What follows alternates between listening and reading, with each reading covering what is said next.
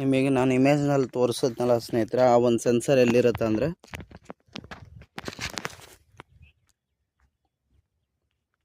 ಇಲ್ಲಿ ಕಾಣಿಸ್ತಾ ಇರ್ಬೋದು. ಆ ಸೆನ್ಸರ್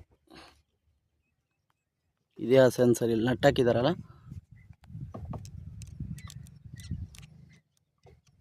ನೋಡ್ತಾ ಇರ್ಬೋದು, ಇದೇ ಸೆನ್ಸರ್. ಅದು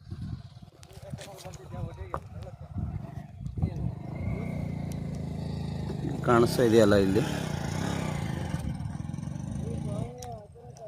ಇದು ಪ್ರೆಸ್ ಮಾಡಿದ್ರೆ ಇಲ್ಲಿ ಈ ಸ್ವಿಚ್ ಆಫ್ ಆನ್ ಆಗುತ್ತಲ್ಲ, ಇದ್ರ ಮೇಲೇ ಇದು ವರ್ಕ್ ಆಗೋದು. ಲೆಫ್ಟ್ ಒಂದು ರೈಟ್ ಒಂದು ಎರಡು ಕಡೆ ಕೊಟ್ಟಿರ್ತಾರೆ.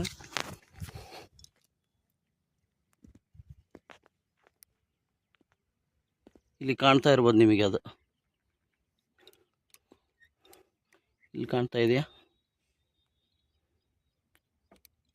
ಇವೇ ನೋಡಿ ಫ್ರೆಂಡ್ಸ್, ಅವಾಗ ನಾನು ತೋರಿಸಿದ್ನಲ್ಲ ಅಲ್ಲಿ, ಇದ್ರ ಕೆಲಸನೇ ನಾವು ಇದನ್ನು ಪ್ರೆಸ್ ಮಾಡಿದಾಗ ಪವರ್ ಕಟ್ ಆಫ್ ಆಗುತ್ತೆ.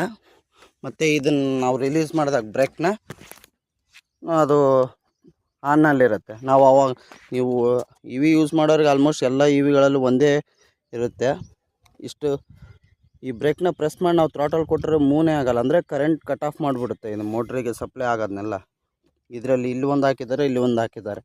ಇದ್ರ ಈ ಸೆನ್ಸರ್ ಕೆಲಸನೇ ಇದು.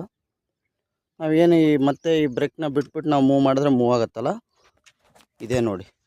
ಆಗಲೇ ನಾನು ತೋರಿಸಿದ್ನಲ್ಲ, ಆ ಒಂದು ಸ್ಪೇರಿನ ಒಂದು ವರ್ಕ್ ಯಾವ ಥರ ಆಗುತ್ತಂದರೆ ಈ ಥರ ವರ್ಕ್ ಆಗುತ್ತೆ.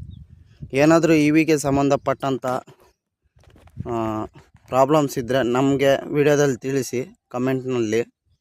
ನಾವು ನಿಮಗೆ ಆದಷ್ಟು ನಮ್ಮ ಕಡೆಯಿಂದ ಆದಷ್ಟು ಏನಾದರೂ ಸೊಲ್ಯೂಷನ್ಸ್ನ ಹುಡುಕ್ಬಿಟ್ಟು ನಾವು ಕೊಡ್ತೀವಿ. ನಮ್ಮ ಚಾನಲ್ನ ಸಬ್ಸ್ಕ್ರೈಬ್ ಮಾಡ್ಕೊಳ್ಳಿ. ಇನ್ನು ಇ ವಿ ಯೂಸ್ ಮಾಡೋ ಅಂಥವ್ರಿಗೆ ಶೇರ್ ಮಾಡಿ, ಅವ್ರಿಗೆ ಒಂದು ಹೆಲ್ಪ್